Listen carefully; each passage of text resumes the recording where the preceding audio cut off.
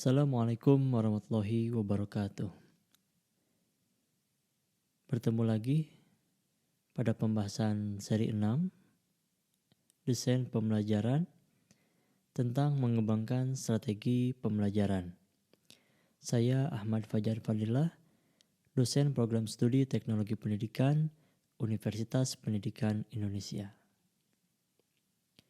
Baik, pada kali ini kita membahas bagaimana menyusun atau mengembangkan strategi pembelajaran. Tujuannya, Anda diharapkan dapat menyusun pengembangan strategi pembelajaran yang efektif. Nah, jadi bagaimana strategi pembelajaran ini agar efektif? Maka perlu dirancang perlu disusun sehingga strategi ini sesuai dengan tujuan pembelajarannya. Jadi pada pertemuan ini Anda diharapkan dapat menyusun pengembangan strategi pembelajaran yang efektif. Oke, kita bahas apa itu pengertian strategi pembelajaran. Strategi pembelajaran adalah suatu pendekatan mengajar yang sistematis, terorganisir, dan melibatkan semua komponen pembelajaran untuk mencapai tujuan atau kompetensi tertentu secara efektif dan efisien. Jadi, strategi pembelajaran ini sebuah pendekatan di dalam mengajar. Mengajar seperti apa? Yang sistematis dan terorganisir. Jadi sistematis itu jelas mana inputnya, mana prosesnya, mana output. Nah, itu kan sistem. Kemudian bagaimana feedbacknya, itu sebuah sistem.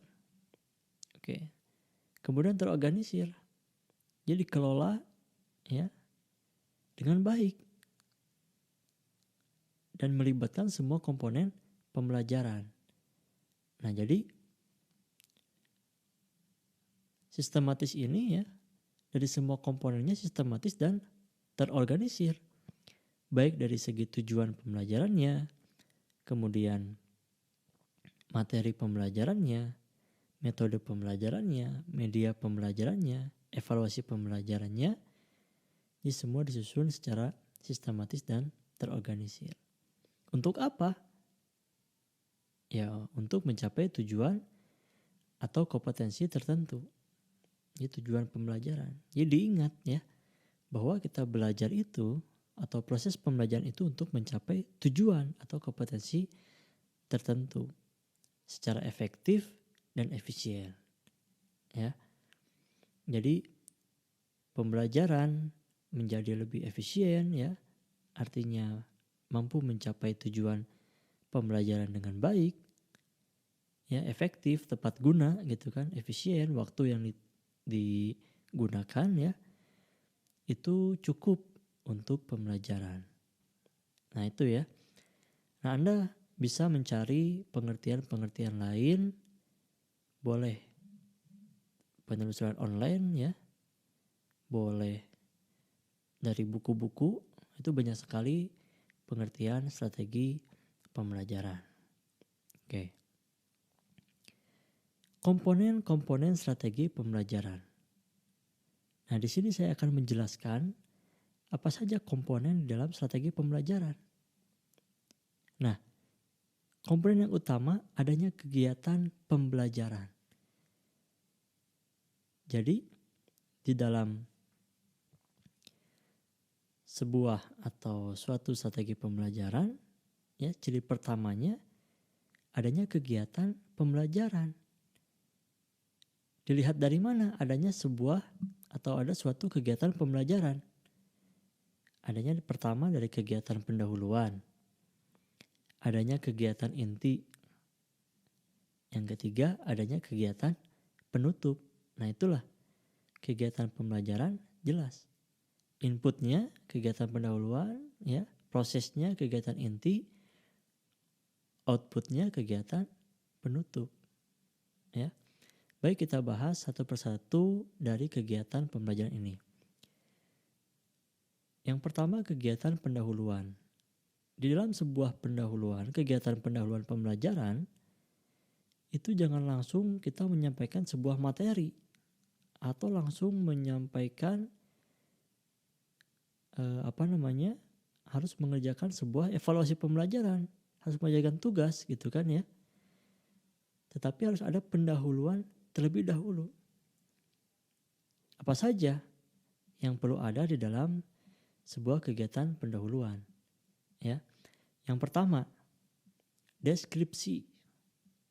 Artinya apa? Bahwa ada penjelasan ya mengenai pembelajaran apa yang akan dipelajari. Ya, penjelasan terkait pembelajaran. Jadi dijelaskan terlebih dahulu ya. Misalkan kita pada pertemuan kali ini akan mempelajari tentang mengembangkan strategi pembelajaran. Nah, itu kan dijelaskan ya. Yang kedua, relevansi. Ya, penting sekali di awal kegiatan pembelajaran itu dijelaskan kepada peserta didik relevansi dari pembelajaran ini. Artinya, relevansi antara materi yang dipelajari dalam atau dengan kehidupan sehari-hari. Nah, seperti itu ya relevansinya. Sebagai contoh saja, materi ini ya relevan ketika kita mengembangkan sebuah strategi pembelajaran baik sebagai desainer instruksional, baik sebagai instruktur, baik sebagai pengajar, baik sebagai guru atau dosen, ya itu contoh dari relevansinya. Kemudian di dalam kegiatan pendahuluan, ya kita harus mencantumkan tujuan pembelajarannya, ya. Di tujuan pembelajaran sekarang itu apa, ya? Misalkan, yaitu yang dituliskan adalah tujuan pembelajaran khusus, ya, yang dimana muatannya hanya satu pokok bahasan. Yang kedua, masuk kepada kegiatan inti. Apa yang perlu dituliskan dalam sebuah kegiatan inti? Yang pertama, uraian. Artinya materi-materi apa yang akan diajarkan atau sub pokok bahasannya apa saja yang akan dibahas. Kemudian contoh, ya. Jika ada contoh-contoh, itu juga perlu dituliskan. Ya. Kemudian latihan mengenai uraian tersebut. Ya, bisa berupa kuis misalkan ya. Bisa berupa tanya jawab, atau bisa berupa mengerjakan tugas latihan gitu kan ya, mengerjakan latihan. Bisa juga seperti itu. Jadi dituliskan, ditentukan. Kemudian yang ketiga pada kegiatan penutup. Nah, pada kegiatan ini ya, yang perlu ditentukan adalah kegiatan rangkuman. Ya, dalam kegiatan penutup. Artinya merangkum apa yang sudah dipelajari. Atau istilah hari ini namanya refleksi pembelajaran. Ya. Ada refleksinya atau menguraikan kembali ya apa yang sudah dipelajari. Kemudian tes formatif. Ya, tes formatif ini digunakan untuk mengukur tujuan yang berkaitan dalam proses pembelajaran pada setiap pertemuan, misalkan contohnya, atau setiap pokok bahasan. Ya. Jadi misalkan tujuan pembelajaran khususnya ya tadi dijelaskan menyusun pengembangan strategi pembelajaran. Nah, kemudian ditentukan tes formatifnya misalkan project ya, tugas project. Nah, tugas ini ya, tes formatif ini bertujuan untuk mengukur tujuan pembelajaran khusus tercapai atau tidak, ya. Itu di kegiatan penutup. Kemudian ditentukan umpan baliknya. Umpan baliknya apakah berupa nilai misalkan ya, atau berupa umpan balik yang positif ya, memberikan ujangan, memberikan motivasi gitu kan ya. Dan tindak lanjut ya. Tindak lanjutnya setelah mempelajari ini apa? Ya, misalkan materi selanjutnya kita akan mempelajari materi B, misalkan seperti itu ya. Itu termasuk tindak lanjut juga. Untuk menunjang strategi pembelajaran ini ya, di mana diperlukan metode, media, dan pengorganisasian waktu yang baik ya, yang efektif dan tepat guna sesuai dengan tujuan pembelajaran. Ya. Jika tadi kita membahas kegiatan pembelajaran, nah sekarang komponen dalam strategi pembelajaran yaitu metode, media, dan waktu. Ya. Jadi di dalam sebuah pembelajaran tentu kita memerlukan sebuah cara, di mana cara itu dinamakan metode. Diperlukan sebuah media untuk penyampaian informasi yaitu media pembelajaran, dan diperlukan sebuah waktu ya. Jadi waktu yang ditentukan untuk mencapai tujuan ya. Nah, kita bahas satu persatu. Yang pertama, memilih metode pembelajaran. Nah, dilihat dari hubungan metode dengan tujuan ya. Yang pertama ada metode ceramah. Tujuannya untuk menjelaskan konsep, prinsip, prosedur ya. Ada demonstrasi, tujuannya melakukan suatu keterampilan berdasarkan prosedur. Ada diskusi, tujuannya ya untuk menganalisis, memecahkan masalah. Ada metode studi mandiri, tujuannya untuk menjelaskan, menerapkan, menganalisis, mensintesis, mengevaluasi, melakukan sesuatu ya. Selanjutnya ada latihan, ada simulasi, ada metode sumbang saran, metode studi kasus ya. Ada metode praktikum, ada metode bermain peran, ada metode tutorial, ada metode seminar. Nah, dari semua metode ini yang harus kita tentukan adalah metode yang sesuai dengan tujuan. Misalkan tujuannya untuk menerapkan prosedur ya, berarti bisa kita menggunakan tutorial, bisa menggunakan demonstrasi ya. Atau tujuannya belajar mandiri, bisa dengan studi kasus ya, atau studi mandiri. Nah, itu cara memilih metode ya. Metode yang sesuai dengan tujuan pembelajaran. Jadi tujuannya apa, kita tentukan metodenya apa. Nah, seperti itu yang pertama, memilih metode pembelajaran. Selanjutnya, memilih media pembelajaran. Nah, sebelum kita memilih, kita perlu memahami klasifikasi media pembelajaran.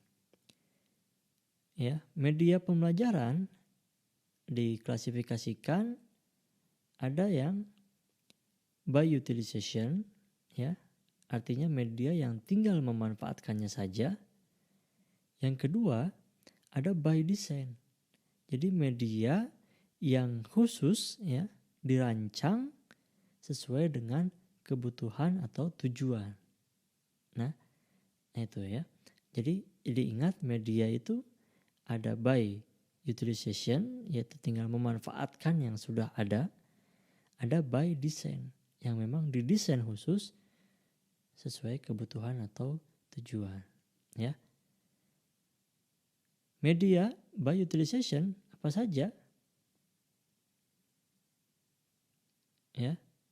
Nah, ada benda sebenarnya, ada benda lingkungan, ya. Media lingkungan, media benda sebenarnya.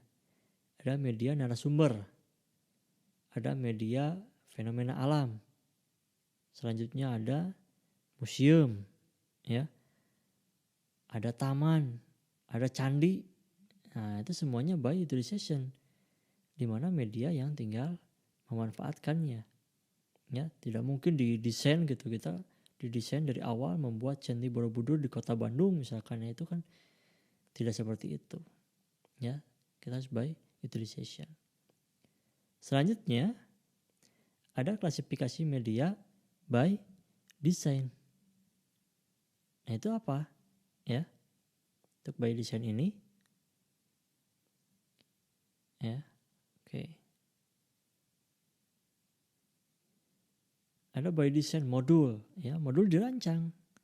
Program audio, program video, ada CAI, computer assist instruction, ada multimedia, paket terprogram, OHT ya. Kalau dulu pakai OHT. Ada foto, ada slide, ada grafis, model, dan masih banyak lagi media yang benar didesain untuk tujuan pembelajaran atau sesuai dengan kebutuhan ya. Nah, setelah diklasifikasikan ini, nah kita tentukan akan menggunakan media seperti apa. Bagaimana di dalam memilihnya?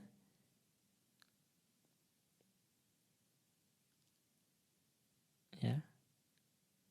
Yang pertama, media ini ya ditujukan atau disesuaikan dengan mencapai tujuan pembelajaran yang mana. Apakah kognitif, psikomotor, atau afektif ya. Nah, ini kita harus pertimbangkan juga. Jadi misalkan untuk pengembangan lebih dominan pada domain kognitif misalkan ya. Nah, mungkin bisa medianya media yang digunakan media modul, media pembelajaran terprogram, video, dan lain sebagainya. Atau tujuannya lebih ke psikomotor. Berarti medianya media lingkungan yang bisa kita gunakan, misalkan salah satunya contoh ya. Seperti misalkan tujuannya ya mampu berenang gaya bebas. Berarti medianya kira-kira apa? Ya. Oh, yang memungkinkan yaitu media video ya sebagai penguasaan konsepnya. Kemudian prakteknya nanti menggunakan media lingkungan yaitu kolam renang. Nah, contoh seperti itu ya. Oke. Selanjutnya ya, kita juga perlu memperhatikan usia. Apakah untuk usia anak usia dini, ya, remaja, dewasa. Nah, tentu ini berbeda media yang disukainya atau media yang memang bisa diterima oleh peserta didik sesuai dengan usianya. Yang kedua, pendidikan. Ya. Pendidikannya atau jenjang yang mana, ya kan? Apakah SD, SMP, SMA, perguruan tinggi atau diklat, ya. Kemudian pengetahuan, ya, pengetahuan akan penggunaan media tersebut. Misalkan kita menggunakannya media online, ya. Ternyata pesertanya usia 50 tahun ke atas. Walaupun medianya canggih, ya, sudah menggunakan media online, tetapi sasarannya sasarannya salah gitu kan ya. Bukan seperti itu. Nah, ya tidak efektif artinya atau tidak tepat guna. Yaitu memilih media. Nah, yang ketiga, kita juga perlu memperkirakan waktu. Ya. Yang pertama, mengacu pada sub pokok bahasan. Jadi pokok bahasannya apa nih? Ya. Pokok bahasannya A, B, C, D ya misalkan. Nah, kira-kira untuk mempelajari itu diperlukan waktu berapa menit? Jadi satuan waktu ini ditentukan di dalam menit ya, sesuai dengan jenjang pendidikan. Kemudian waktu terdiri dari waktu terjadwal dan waktu terstruktur. Artinya misalkan jadwal ya pembelajarannya hari Senin, Selasa, Rabu, Kamis, Jumat. jam 7 sampai jam 12 misalkan ya, contoh. Nah, itu adalah waktu terjadwal. Kemudian waktu terstruktur. Artinya dari jam 7 sampai jam 12 itu apa saja. Misalkan jam 7 sampai jam 9 ya. Itu mata pelajaran apa atau mata diklat apa. Nah, seperti itu. Kemudian dalam diklatnya itu juga ditentukan bagaimana ya. Kegiatan pendahuluan berapa menit atau berapa detik ya. Kegiatan inti berapa menit. Kegiatan penutup berapa menit. Nah, itu waktu yang terstruktur. Selanjutnya besaran waktu terstruktur 2 kali waktu terjadwal. Maksudnya seperti ini ya. Waktu terjadwal ya itu aslinya jam 7 sampai jam 8 misalkan ya. Jam 7 atau sampai jam setengah 9 lah ya. Oke, jadi sejam setengah ya, sejam setengah. Nah, besaran waktu terstruktur 2 kali ya. Walaupun waktu tadi hanya 1 jam setengah, tetapi dihitungnya 2 kali. 2 jam pelajaran ya, seperti itu. Itu adalah besaran waktu terstruktur 2 kali waktu terjadwal. Misalkan di jadwalnya hanya 1 jam 60 menit, tetapi jika pembelajaran itu dilaksanakan dalam waktu 60 menit, nah itu dikatakan 2 jam pelajaran. Atau 2 jam mata diklat dan lain sebagainya. Ya, itu hanya sekedar istilah lah ya. Nah, kurang lebih seperti itu penjelasannya. Oke. Yang keempat, kita harus menentukan sumber kepustakaan. Ya. Pertama, pustaka harus utama berupa buku teks. Ya. Ya, mungkin sekarang ada buku elektronik ya, boleh. Intinya ada buku pegangan utama ya di dalam sebuah pembelajaran. Ada buku utamanya. Yang kedua, pustaka tambahan dapat diambil dari sumber lain yang sudah dipublikasikan. Kemudian tahun terbitan 5 tahun berlaku surut. Artinya ya minimal 5 tahun lah ya, yang usia dari buku itu dari pertama terbit misalkan ya. Kemudian ditulis sesuai dengan penulisan kepustakaan ilmiah. Jadi artinya sumber kepustakaan ini ya, sumber rujukan misalkan ya, ditulis sesuai dengan penulisan kepustakaan ilmiah. Misalkan apa style dan lain sebagainya. Ya. Nah, berikut ini contoh penyusunan strategi pembelajaran ya. Tetapi ini baru sampai kepada garis besar program pembelajaran. Nah, contoh seperti ini. Jadi mata kuliahnya ya, pada mata kuliah TV atau video instruksional SKS-nya 4. Kemudian tujuan pembelajaran khususnya kemudian tujuan pembelajaran umumnya ya, setelah mengikuti mata kuliah TV atau video instruksional ini, mahasiswa jurusan teknologi pendidikan akan dapat mengembangkan program televisi untuk pembelajaran ya. Kemudian ada deskripsi mata kuliah. Nah, pada video sebelumnya kita sudah membahas tentang tujuan atau penulisan atau perumusan tujuan pembelajaran khusus atau tujuan instruksional khusus, kemudian membuat peta kompetensi ya. Itu sudah kita buat. Nah, sekarang tinggal kita susun menjadi garis besar program pembelajaran. Ya. Ada berapa kolom ini? 1, 2, 3, 4, 5, 6, 7, 8 ya. 8 kolom. Jadi nomor, kemudian tujuan instruksional khusus ya. Kemudian ada pokok bahasan. Nah, cara menentukan pokok bahasan, kita tinggal menghilangkan kata kerja pada tujuan pembelajaran khusus. Ya. Nah, seperti ini. Tujuan instruksional khususnya menjelaskan karakteristik media televisi. Maka pokok bahasannya karakteristik media televisi. Subpokok bahasannya terkait karakteristik media televisi ini apa saja?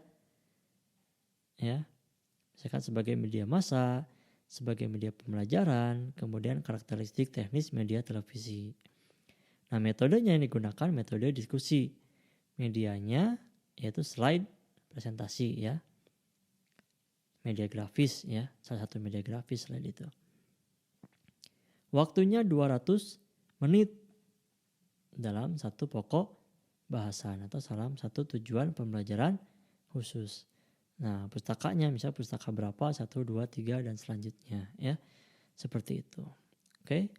Latihan mandiri, coba Anda lakukan penyusunan pengembangan strategi pembelajaran dengan latihan secara mandiri seperti contoh yang tadi. Baik, terima kasih. Ya, sampai berjumpa pada sesi berikutnya. Wassalamualaikum warahmatullahi wabarakatuh.